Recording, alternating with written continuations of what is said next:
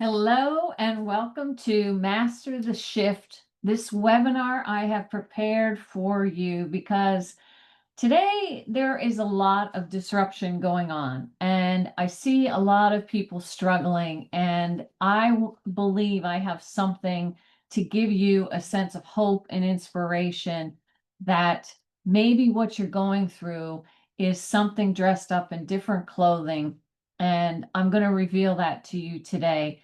But this is before I start with that, I want to thank all of you from around the world, wherever you're watching. If you've tuned into this, something resonated with you about the fact that you'd like to have something more in your life, whether it's in your health, your wealth, your relationships, and perhaps you've been affected by a disruption and you're feeling a little out of kilt right now. This is the right place for you. My name is Rhonda Petit. I am a best-selling author, professional speaker, and CEO of 3x5 Coaching, where we help executive leaders and CEOs master the art of transition while attracting, inspiring, and retaining top talent. And we believe that simplicity creates mastery, that systems create mastery, and that the real key is that real sustainable income and sustainability in today's world and business is really what you want to go after, not just profitability. But that is achieved by leading with a conviction that's rooted in purpose, aligned with values, and grounded in universal principles. So what I'm going to be talking today about is going to tie back into that concept of purpose driven. And what I want to share with you is a framework that I developed because I happen to go through a lot of transformation over the last 20 years due to just ignorance in the beginning, and I've kind of stumbled and went as I go. And I believe this framework that I've figured out through trial and error, through falling and failing often, can really help anyone right now if you're in a state of a disruption on any front, whether it's personal or professional, and you'd like to have a sense of confidence that there's a way to move forward and get clarity around what that is. So let's begin. I'm going to share something here. So we are at the Master the Shift for Transformation webinar, and we're going to be talking about how you can be anchored in purpose and unshaken by any change moving forward. How's that sound? All right.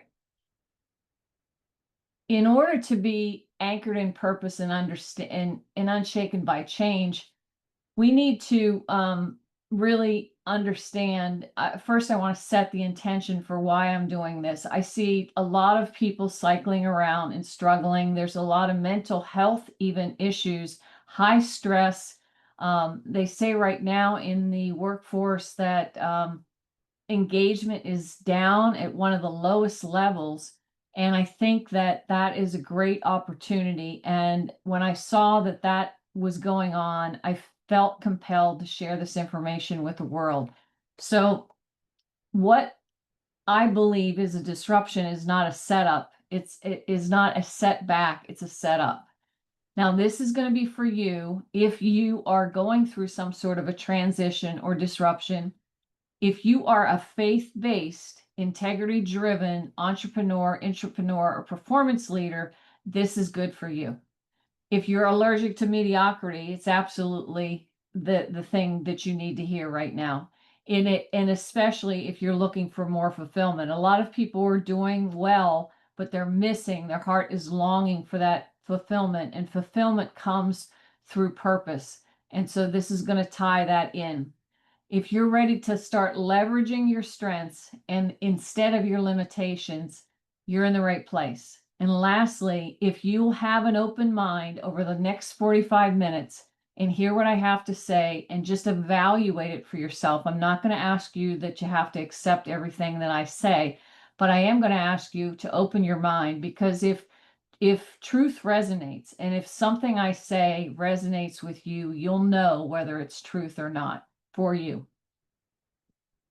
Now, the problem today that we all face is that, disruptions and change are coming at us like a high-speed train, and that it's not going to slow down. So you can try to outrun it and get yourself all stressed, or you can figure out how you can jump on the train and even lead the change and the transition as a leader. The world really needs leaders right now.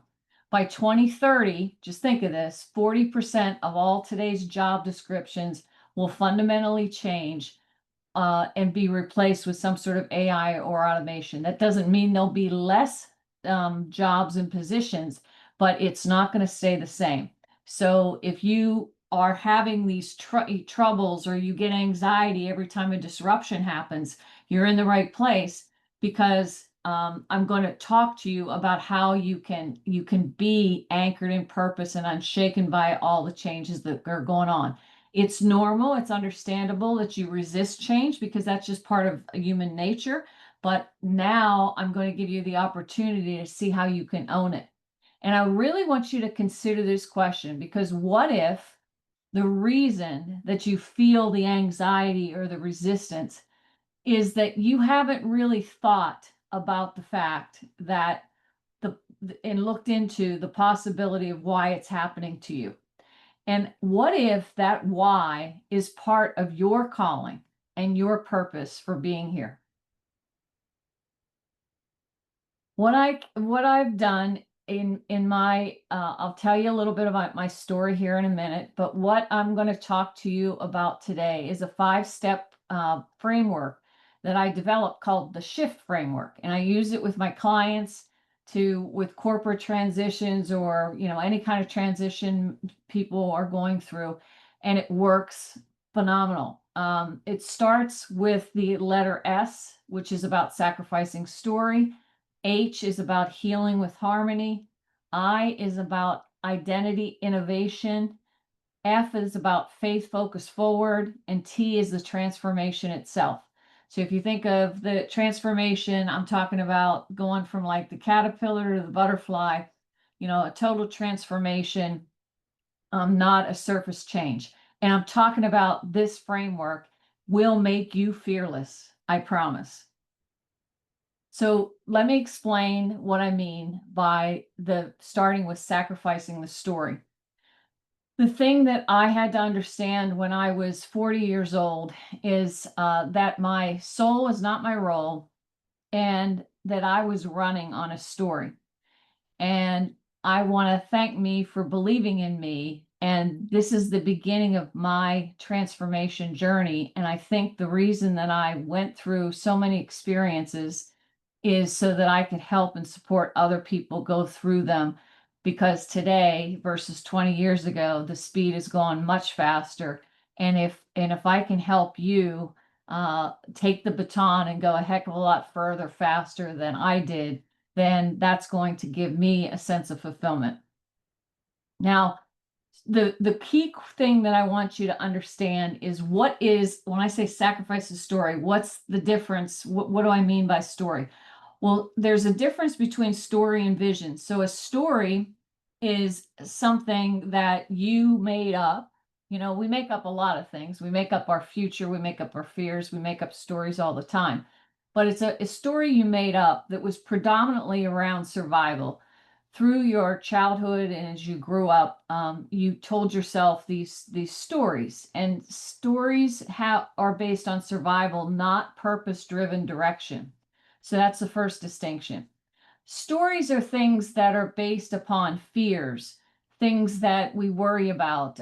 We think we're not going to be able to get what we want, so we come up with a story, and it's usually a struggle bus story, and everyone has them.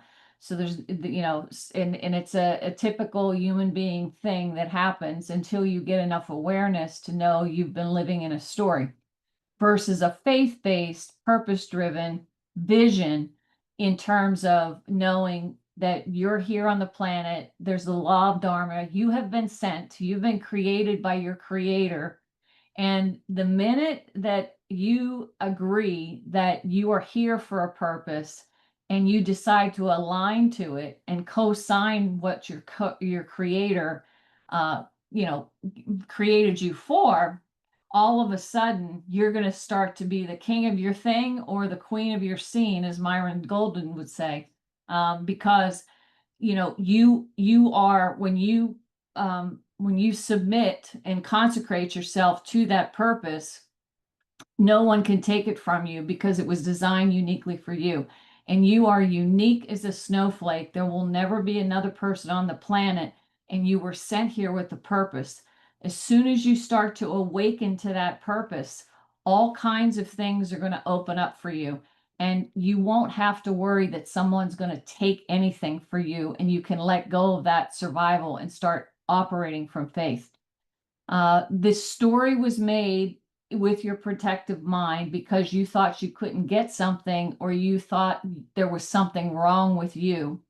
The vision is made with an open mind and with a confidence and trust in yourself that you are here for a purpose.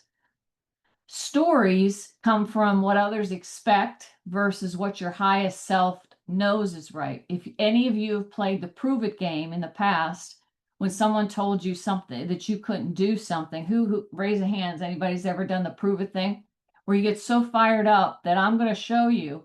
And basically that comes from people tell you what you're not, that's not a truth, and you want to go prove it to someone. And so you end up getting in the prove it game. But it's all around, the the the thought that you're something that you're not, right? You're so when you're playing the game of what others expect, and then occasionally you get angry because you're playing the prove it game, it's because you deep down inside know, your higher self knows who you are, and you're just awakening to, more of that information. A story that you tell yourself typically holds you back.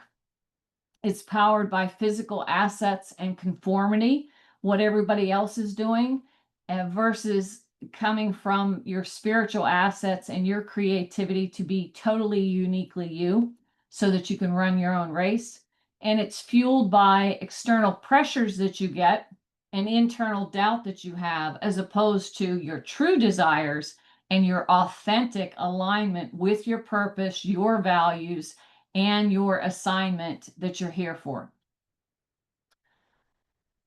So the problem when we operate from those stories, and why we need to sacrifice them if we're going to go through a transformation, is that when you're operating from a story, a lot of times you can make decisions from what I call in the fog.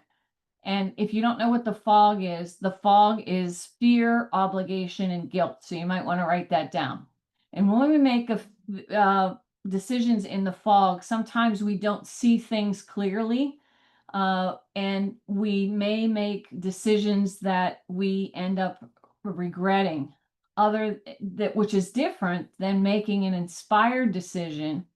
And an inspired decision is kind of like the mast on I use the 4-letter word from the mast on a boat. If we're going to set sail, an inspired decision is saying, I'm going down one path and I'm not going to down any others. So you say no to everything else, and you say yes, you burn the boats, and you're going north or wherever you're going.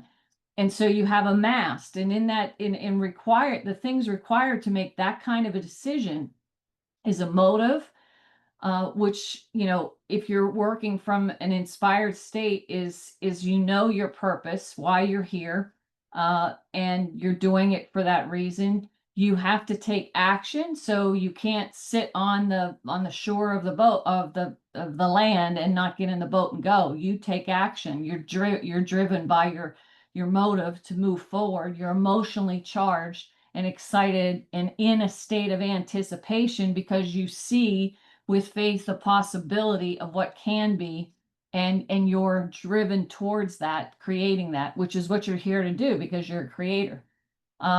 The S stands for sacrifice, which means sacrifice is like a covenant. Like when you say you're going that direction, it's like think of the covenant, like blood, people used to make in the Bible that got, they did sacrifices with animals. But what they would do if they were going to make a bond with someone, they would each cut their hand, and then they would clasp them together and say, I'm going to keep my bond, my integrity, because I'd rather die the death of an animal than not be able to keep my bond. And so the sacrifice is made with integrity, but you let go of something of a lower nature and you trade it up for a higher nature, which is part of transformation, because you want to become more. And so you're saying, I'm not going to be that old person anymore. I want to be the new person. And it's a cut. You cut from the old and you move to the new. And then the T part of the mask is trust. And trust in yourself, because you keep your word to yourself and you have integrity with your word. So when you make those kind of inspired decisions, that's a visionary decision. But when you're in a state of a story, what happens is a lot of times, instead of that motive being connected to your purpose, your motive is being connected to either some sort of a pressure or some sort of a fear. And that can put you in a state of the fear. That's going to put you in the fog, right? It's going to be darker. You're not going to see everything for really what it is. The other problem that we get into with fog decisions is when you're doing something out of conditional love as opposed to unconditional love. So you're doing something out of duty, like you said, oh, well, I said I would do this, so I guess I have to, you start using those words like have to. You're not freely choosing. And when people ask you to do things, you start doing them out of obligation. And then if you don't do them, you feel guilty, which is like the worst feeling, emotional feeling, the lowest level energy emotion that you can feel. In fact, when they've done tests of people that have felt guilt and taken perspiration, the acidity of people that have that emotion, when they took those samples, is like very high acid. So just imagine what that does to your body long term if you're always in the fog making decisions. So if you're going to become this new person and have a transformation, honor you want to bring to it, and starting to make inspired decisions is going to be part of the journey, because when you're making a decision from an inspired state, your confidence is going to start to really rise. And that's going to be very beneficial versus when, like right now, if you're in a disruption, some of you might be feeling some imposter syndrome or whatever. So really, one of the secrets is, to recognize the story, get out of the fog, and never be making decisions in the fog, because you're probably going to regret them. And, just, start to move forward from there that way. So the problem with a story, just to sum it up, is when we're in stories, we tend to make choices. So what's the difference between that choice and that inspired decision I'm talking about? A choice is like a preference, like, do you want chocolate or vanilla ice cream? Or choices could be things where you do empty promises. Somebody says, will you come to the party? And you say, yeah, I think I will, because you want to tell them what they want to hear, as opposed to just being honest and saying, no, I'm not available, right? And so you'll say you'll go, but then maybe you break your promise or whatever. And the problem when we do this over, and I've been guilty of this, that was my number one, in the story I'm about to tell you, that was my number one issue, because I was a people pleaser. And so if you're making choices or giving people empty promises, guess what? You hear you lying more than anybody else does. And then what happens is you stop trusting yourself. And that's not a good place to be coming from. So, but that's a problem with the story that can cause you to cycle in a, doom fulfilling cycle over and over again. So if you feel like you've been, the same cycle, or maybe you've been through 5 jobs in the last 5 years and you just can't seem to find the one that you're looking, where you belong, it's probably because you've got some story in the background. The other thing is that beliefs, we always get what we believe and what we expect. And whether we frame a belief with a positive charge about what can be, and we believe we can get what we want, and we're looking at the joy and the anticipation of that, is one way to look at things through faith. Another way to look at experiences, because we're always framing things and we're always experiencing our life through a frame, is to look through doubt. And like I said earlier, stories usually have some sort of an internal doubt. So if you're looking at it from a standpoint of doubt, you're thinking, I can't get what I want. So then you start settling, or you make up, you're going off that story again, and you're not in the same state as when you're connected to your purpose and you're on an ignited vision.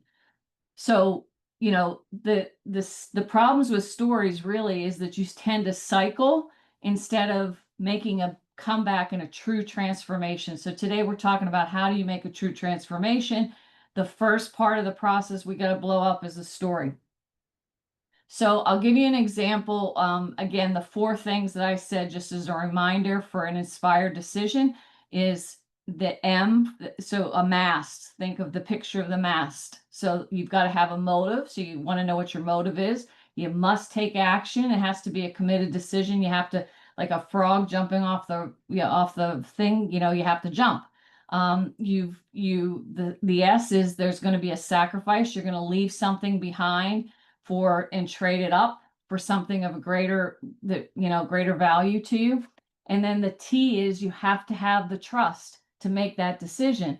Otherwise, you sit on the fence and you never move, and you stay in fight, flight, and fright.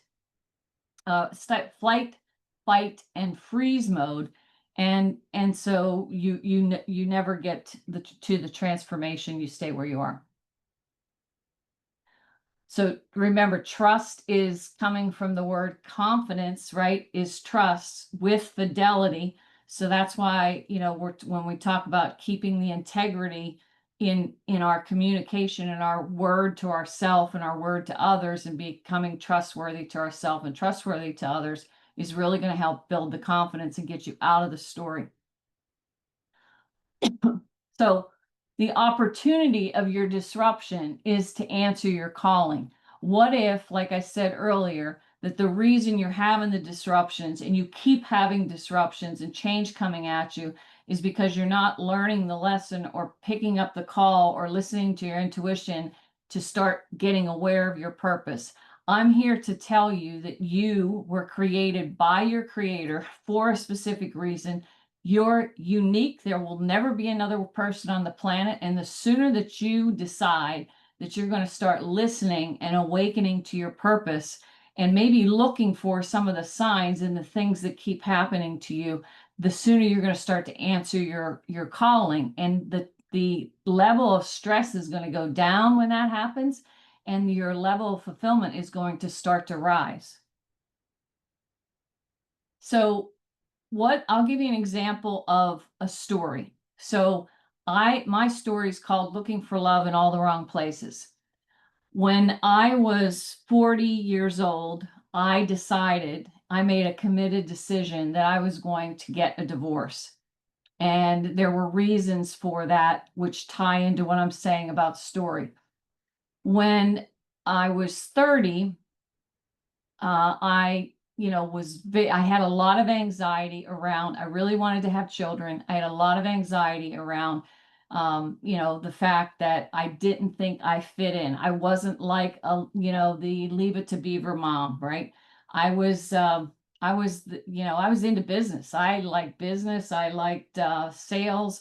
I wanted to, be able to go out and make impact in the marketplace. And I had a lot of achievement. I suffered from, achievement, because the other problem I had was, I grew up in a family, and I'll say this, all families of whatever family you come from, they do the best they can with what they had. But I grew up in a family where, there was a lot of, more maybe conditional love, about like when you got acknowledged, etc., based upon your achievements or what you were doing. So long story short is, I thought I was like a misfit toy. I thought that most men would not want to have anyone like me, because I really wasn't attracting anybody who felt comfortable. Like sometimes I was more of an overachiever than maybe they were or whatever. And, sometimes it just takes time before you meet the right person.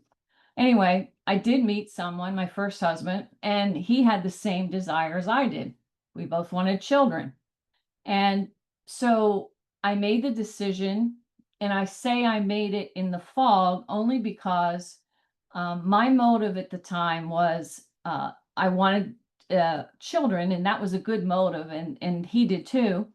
But I also had another motive underneath that, which was that I better hurry up and get married, and because I wanted the house and I wanted the story, the Cinderella story, and all the things that everybody else was doing, because everybody else around me, a lot of my friends and stuff had already gotten married and whatever, and I felt like I was behind, right? So I didn't know the concept of running your own race, that I was unique and it didn't really matter. And so I got married, and 10 years later we had two kids. My kids were in first grade and third grade. I was kind of the power wife. I was traveling. I just got married, and I woke up on Christmas that day, in 2003, and said, "Oh my God, I'm going to be 40, and I cannot wake up at 50 feeling like I'm in a bird cage." Why was I in a bird cage? It was a bird cage, in retrospect, you can see everything. It was a bird cage I caused myself because I wanted to gain recognition. And so I was the power wife. I was getting something from this, but I was also trying to please, his family, my family. And I just felt like there was, my back was aboard. The stress levels and the cortisol was off off the walls. And I felt like I had to put on an act every time we were in a different situation. I had a work act. I had the work when his family was there. I had the act when my parents came to visit, and I couldn't take it anymore. So I pulled the ripcord and got a divorce. But that was a decision made in the fog, because we both agreed today, my first husband and I, that we didn't really think about the marriage part and whether our values were aligned, uh, and any kind of unification between the two of us. But we figured we just play the story, right? There's a mom, there's a dad, you get the house, you have two kids, the whole story. And it went boom. But that's an example of sacrificing a story, because at that point I hit the wall of disgust that I just couldn't take it anymore, and I blew it up and I made a mess. And I'll get to the next part, the H in the story, which explains why I say there's an H in the story. But that's an example of a story versus a vision, where you're making decisions. Sometimes you're settling.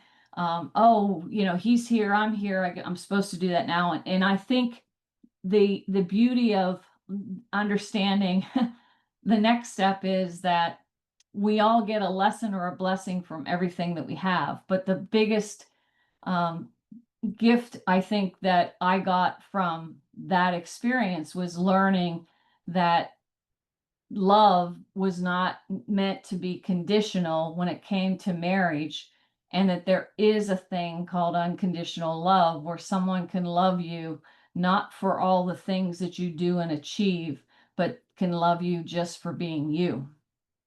And what the other thing I think I did, and that was part of the mission, why I was sent, is that my children today, I believe, from the notes that I get from Mother's Day, now they're 30 and 28, they got the fact that I was never going to put conditions on my kids to give them love. And when you get those notes, you can see in the rear view mirror a lot more than you can see at the time. But the conditional love stopped when I had my kids, and it's not going down from here. So that was one of the blessings. But that's an example of a story.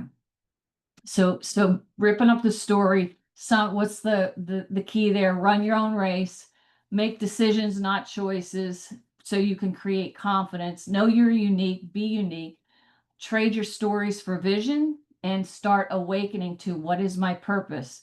And if you're looking for the good and you're framing your world from faith, thinking about, yes, I can, I have confidence in myself, I trust myself, I'll figure out a way to get what I want, and not think about all the reasons why you can and think that you're a misfit toy, give up that story, then you're going to start to be able to transform. So that's the beginning, S.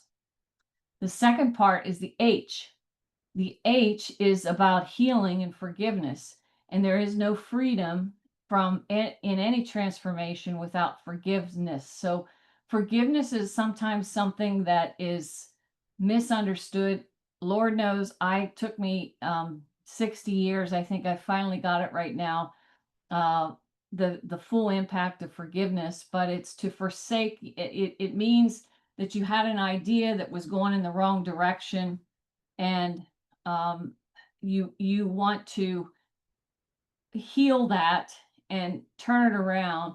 And the forgiveness, letting it go and healing from it and recognizing and reflecting is a very important part of the process, because if you don't, it's like having weeds in your garden and trying to cut the tops off and think you got rid of the weeds, and they keep coming back. Disruption always follows intention. So when I pulled the ripcord, and my intention was I wasn't going to live in that story anymore, in that what felt to me like a bird cage in a prison, what felt to me like being owned. When I pulled that, it caused all kinds of rubble. But that happens when you have an intention, something, because you're going to build something new. And you have to look at forgiveness and healing from the standpoint of understanding what was wrong there. The fact that it got to a point where you couldn't express yourself, and you couldn't, you were in a state of conflict. What caused that whole disorder? So think of your heart, which you have your heart where your mind, you're a triune body. So you have a soul, mind, and physical body, and it all connects through your emotional mind or your heart. So it's not just your physical heart and your body. I'm talking about the emotional mind in the universal, your emotional mind. And when that heart, when you don't have alignment between your spirit, your soul, which knows your purpose, and the thoughts you're thinking and your actions, then you get demagnetized. And you get demagnetized only for two reasons. So if you want to write this down, two reasons that you ever feel stress or anything else. One is resistance, and two is scarcity thinking. So those types of thoughts. So what I mean by resistance, what you've heard the saying, what you resist persists. Resistance comes when you cut something off, when you have a kink in the hose of your energy flow. So that could be total disbelief, like you refuse to believe, you want to hold on to your story, and you're not going to listen to anything, right? You can close off your mind and say, that's it. So you have belief in nothing, or you close off your mind to hearing any new ideas because you really want to hold on, you're attached to that story of the pain. You can close off your heart. So your heart could have gotten broken, and you could be in high protective mode, and you're trying to protect the wound, and you're compensating for the wound all the time, holding on to that story. Or you're just in a state of fear. You have one of the 6 basic fears that's holding you back, and so you're stuck, right? So all that resistance as opposed to acceptance causes kinks in the hose, and cuts in, and your magnetism suffers from that. And if you don't figure out root cause of where that's coming from, where that thought was, where these are, and it comes from a belief. These are beliefs that you have, and then they're kinks in the hoses. And if the beliefs aren't serving you anymore, you need to figure that out. Scarcity thinking is thinking that you can't get what you want. It has a lot of judgment in it as opposed to discernment. So this is when you beat yourself up for what's going on. It's that gremlin noise in the background, that chatty catty. that's always saying, you stupid dum dum, or who do you think you are, and judging you. It could come from competition when you, like I did when I was 30, I looked around at everybody else and what they had, and I thought, well, I was supposed to have the same thing too. And so, scarcity, competition always drives scarcity. And then comparison of of yourself to others, as opposed to yourself to your progress that you made, to up level yourself, will cause scarcity.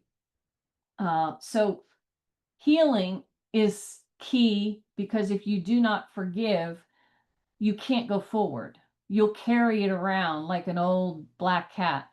And really, freedom and forgiveness, to open in and transform into something new, you have to be able to drop the rocks and make space for the new and let it go.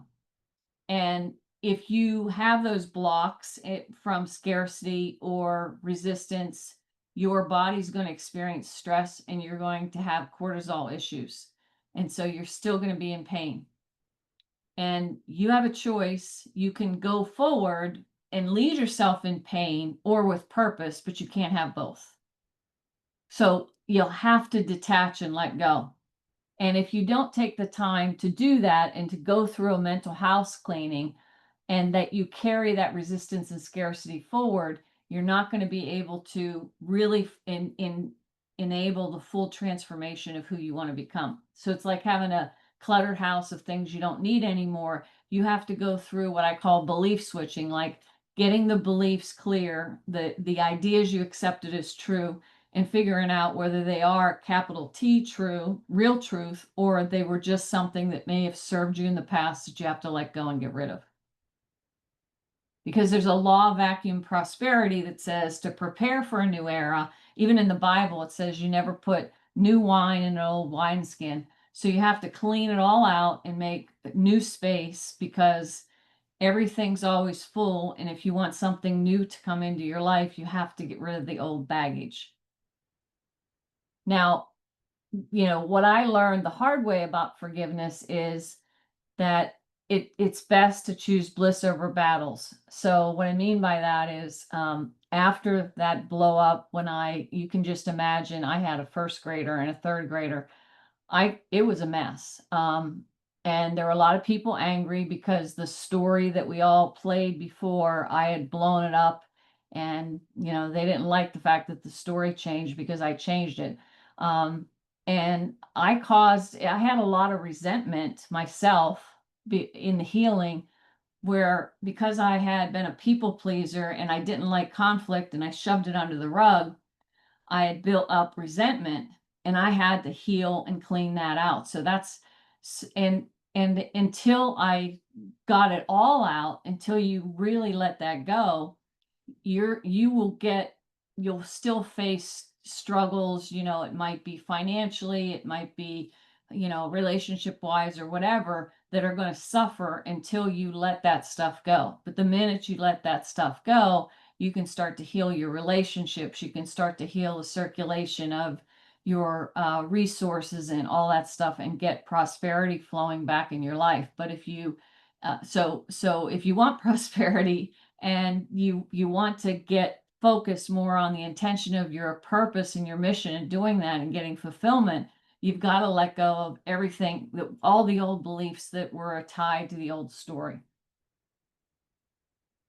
So to summarize, just when you get those beliefs aligned and you choose purpose over pressure, and you decide, I'm just, there's bigger things for me to focus my attention on. I'm going to focus on my purpose. I'm going to align with my values. I'm going to get my integrity in line, and I'm not doing the story. You now opened yourself up to enable transformation. Next part is the I, which is the identity innovation. So this is where and this is why I'm saying, if you're going through disruption, I believe this is all happening for you to help you awaken to your purpose. So taking the time to figure out what your passions are, your gifts, your strengths, and your talents, and what the world needs right now, in the middle of all that, that's your purpose. That's your calling. Because God would never give you something to do that you hate, because he wouldn't want to have you enslaved into anything that you hate. And he's love. So the things that you love to do, your passions, the things you feel strongly about are going to help point you towards your purpose and your proficiencies. So just think of passions and proficiencies. When those two come together, the things that you're strong in, you want to be able to grow and expand those strengths, because you were given a special set of gifts from God that no one else has. The combination that you have, no one else has. And those strengths combined with the passions that you have will help you figure out who is the person that I want to serve and how can I serve them. Maybe some of the things that happen in your life can support someone, you can help guide somebody because of what happened to you. And so if you look at your life from that perspective, you'll be able to start awakening to what your purpose is. And part of the identity and thinking about that purpose comes to examining what is identity. And you have to look, there's three parts: that you're a triune being, and your identity is a triune thing too.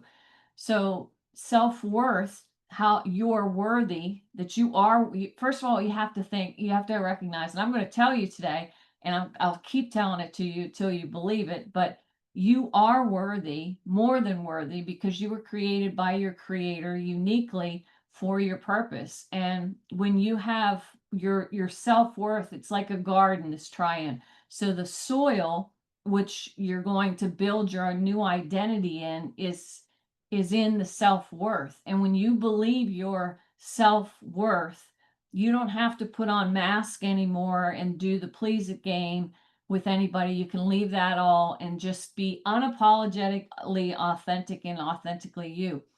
And so you have to make sure your self-worth is strong. And then you want to look at your self-image. Self-image is, when you're born, you don't come with a self-image. Self-images are things that you tell yourself about yourself, and that others tell you about yourself. And in the beginning, when you're a kid, you accept a lot of those ideas.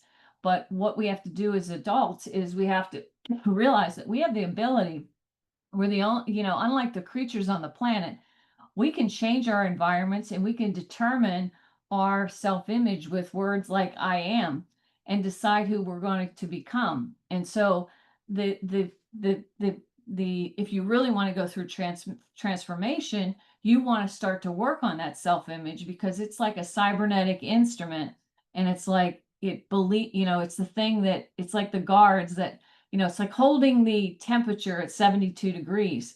Your self-image is going to act as that regulator to keep you at your old person until you create the new one. So the fun part of the I is determining who is it that I now want to become, and what am I being called to do.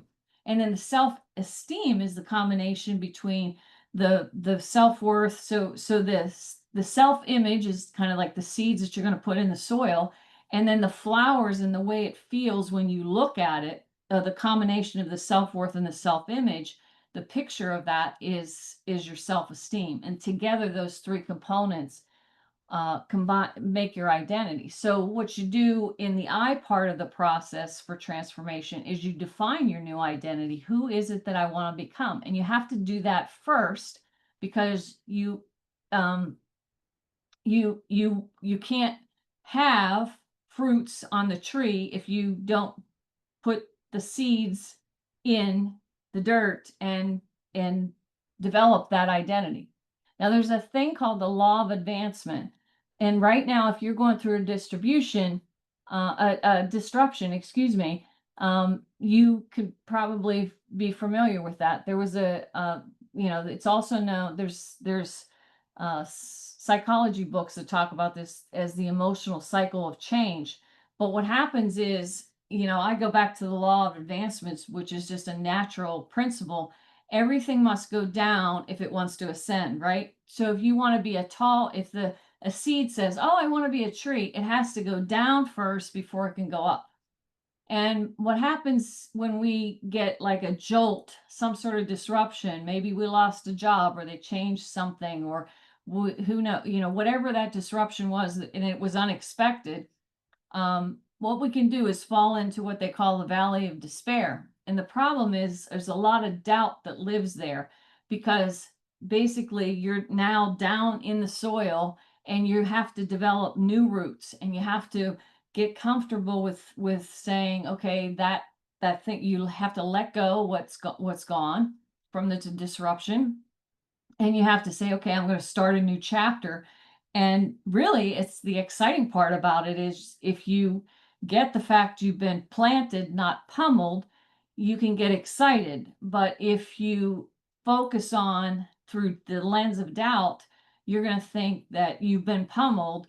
And what a lot of times people do that get pummeled is they won't allow the seed to grow and get roots of the new seed, and they cycle and they come back up and they try something new, and they keep going down here from, so the stages in here: uninformed optimism, you don't know what you're getting into in the beginning because it's uncertainty, and then you start saying, oh, this is the trial I have to go through to get this is going to take some practice. For example, for me, it's like, okay, public speaking, I couldn't just go out and do that. I had to fail on my face multiple times, and I'm still failing forward. But you can get yourself in a valley of despair. But if you know your purpose and you're aligned, and you're hearing with your intuition and your insight, you will have the perseverance to be able to climb the hill and climb up and ascend, because that's just the law of advancement. It's just the way nature works, and we work through nature. So the path to success is when you start feeling doubt, think about if you're tapping into and awakening to your purpose and your passions, and you know that maybe God's plan is bigger for you than you think it is. You take the lessons and the pain, because you're going to get through the pain to develop to be the product that's going to get what's promised to you. Because again, the plans that, as it says in the Bible, the plans I have for you are big, but you may not be ready for the plans. So you've been planted to get the roots so that you can rise. And if you look at it like that way, it's a lot easier. Why does identity have to come before the activity?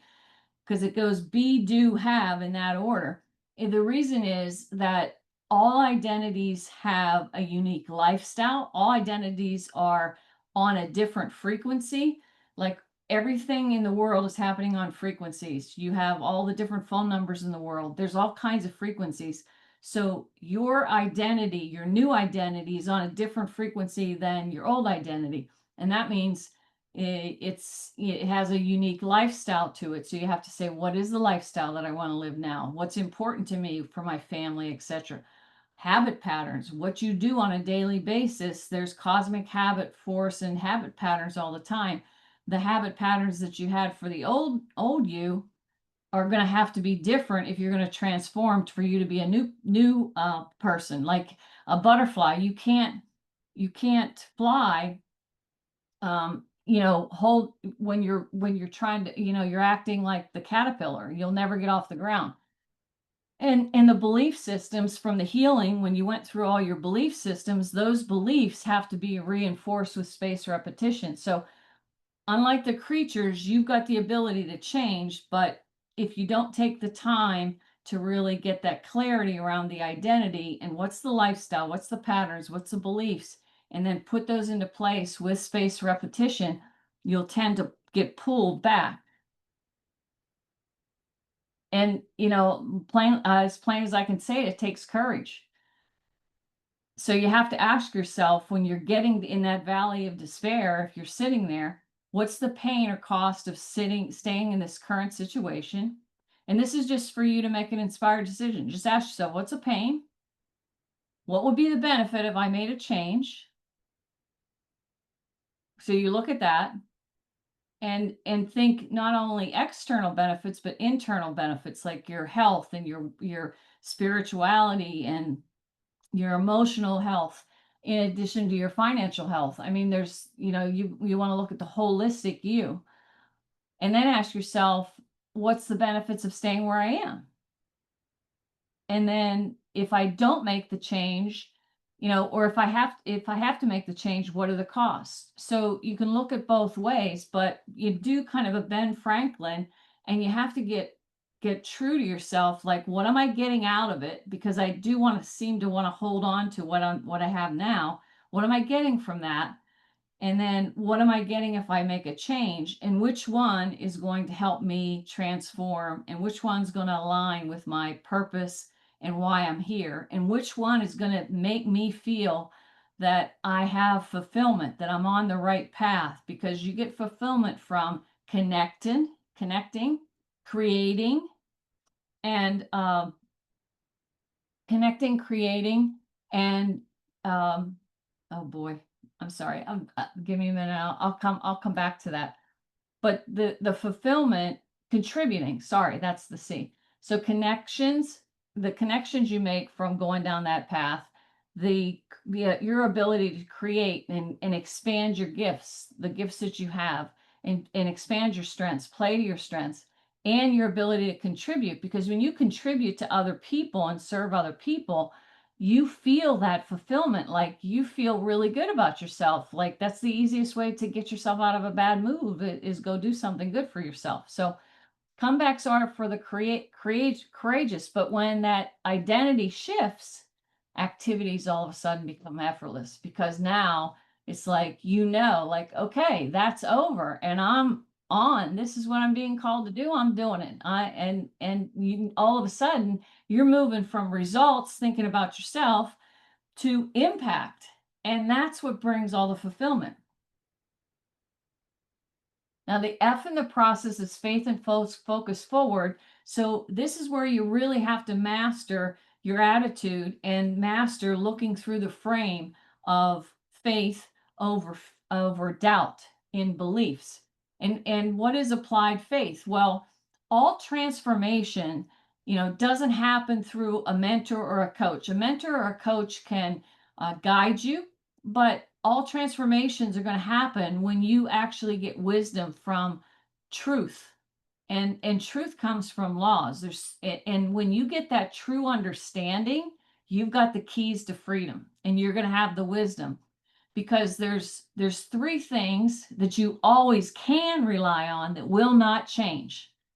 With all this change coming, like the speed, the high speed train, these three things are never going to change. And these are the things you want to be able to lean into to find the answers, to help you awaken to your purpose, and to help you live your life to the fullest. And they are God and spiritual laws at the top, right? The laws of human nature, because you're going to need to know those to communicate, and the physical laws of the universe. I wrote a book on the spirit of selling, and I've got a whole chapter on the laws, like right in chapter 3, where they're sitting there, and you have to look at those laws and say, okay, they apply to the tree, but they also apply to me. And which one of these laws is going to help guide me to a transformation when I fully understand it? And a lot of people will come, you may have attended a lot of webinars, and you come to a webinar and you say, hey, I know it now because I got the knowledge. I took all the notes. I know it. Well, there's the requirements, prerequisites to getting full wisdom. So when you think of ignorance, is you could be in a place where coming to something like this is great, because you had absence of truth and you picked something up. So the prerequisite, we all have this, is ignorance, when we don't know what we don't even know. Knowledge is when you acquire the information. So now you have the knowledge, you know of it, right? Understanding is when you start to assimilate the information and put it to use. So you're just beginning to understand it. But wisdom is when you develop the skill. The skill, like for me, is like going through the shift process. When you've done it so many times that you've got skill, that's when you really have wisdom, because you've not only you don't just know of it, you know it because you've applied it, and you know truth because you believe, because the more you do it and the more you follow law, the stronger your faith becomes. And so that's why there's an F after the identity, because you have to go through the process of taking the laws and finding the truth for you to help you transform. Because at the end of the day, when we have that wisdom, and our expectations change dramatically, but if we don't put anything to use, and we have none of those wisdoms, we're going to have the expectation of the old you, and not the expectation of the more of the potential that you're going to rise from within you. It's a 10,000 hour rule. And you've got to understand, just like it talks about in the Bible, there's going to be an internal struggle that's going to go on, or rock'em sock'em robots that's going to go on, because the old you is going to tug at you and say, no, that's your protective mechanism. Say, no, let's just go back to what we know is comfortable. And the new person is going to be tugging at you as well. And so the secret in this faith is to really keep that fuel of desire and keep intentions on what's my purpose. If I leave a legacy in my life, am I going to be proud of it? Am I going to go to my deathbed with any regrets? Or am I going to go saying, I'm ready because I sang my music and I feel good about it? That's the choice you've got to make. The last part of the shift process is then embodying the transformation. And there's 5 components of being a comeback champion, where you truly change, where you become that butterfly, and you're going to start flying and touching lightly. You're going to have a new standard. So a standard means what was acceptable before is no longer acceptable. They rise as you transform and continue to transform like a phoenix. You burn off something, and you have a sacrifice of something from the old, and you rise to the new standards. Every time you elevate those standards, you're going to be able to transform to a new level. Identity, fully embodying the identity. So you talk, walk, and act from that identity, not from the old, not thinking of it, but thinking from it. What am I doing? How am I feeling now that this is who I am? The discipline to do the things you have to do on a daily basis. It's like giving yourself an order and following it, because, well, let's go back to that integrity and the confidence we talked about in the beginning. The more we make decisions, the more we keep our word and our bond, the stronger our trust builds in ourself. And that discipline is what gets you there. Attitude is mastering the fact that you're going to focus on the good. You're going to focus where the life is, on the polarity, duality. The law of polarity says there's always positive and negative everything. Are you the one in the room that no matter what happens says that's good, and you look and find the seed of opportunity inside of the adversity? And lastly, that decision, you keep making inspired decisions that are aligned with your purpose, your values, and universal law. And when you get in that place, now you've got the comeback of a champion. So that's the 5 steps of the shift process. And the question I'll leave you with this webinar is, will you answer the call? There is if you go on to rhondapetite.com and you hit coaching, group coaching services, you'll come to this page about the transformation and the shift, and there's a free download that gives you the 5 fatal mistakes to avoid after a disruption. So I'm going to urge you to download that, but I really want you to give yourself a seriously think about tonight. Are you ready to awaken to your purpose and operate from purpose instead of pressure? Because I'll tell you, it's a lot.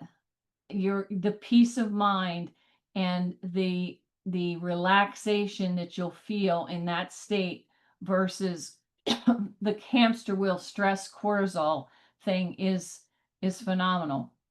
So if nothing else, my free gift to you is download that document and avoid the 5 mistakes that I talk about in there.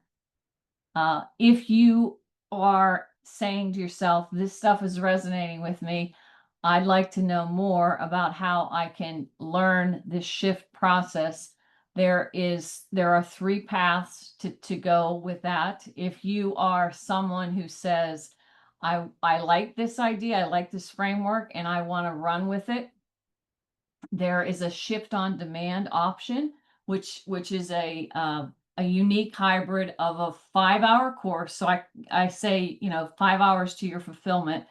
And it also gives you access to a group coaching membership for Q&A questions for 3 months. And so what that means is, as you go through at your own pace, those 5 uh, modules, to help you personally do the shift process. If you have any questions as you're going through that, you'll have the ability to submit questions, and then those questions get answered every 2 weeks. So there's 6 times where you can do that. And then if you need to continue the membership, you can. If you're saying, I like what you said about the wisdom and I really want to develop this skill, there's what we call the shift immersion, which is a 6-month combination of one-on-one coaching plus group coaching option, where you go deep into this framework and have the ability over 6 months to develop new habit patterns to really embody your transformation. And then lastly, if you already achieve success, but you know that you're being called to lead from a much deeper place, and you want to have a one-on-one partnership with me, you can apply for the Shift Transcendence, which is really an exclusive executive coaching program for CEOs and business leaders who are really looking to lead, not only lead through a transformation, a disruption with their people, but leave a legacy and do something in a really big way to be the transformation in the world. So if any of those are something you want to check out my new website, which is rhondapetite.com. And I want to thank you very much for spending your time with me, and encourage you to decide to awaken to your purpose, be anchored in it, and unshaken by change. I thank you for your time. And if you want to reach out, you can catch me at rhondapetite.com. Thank you.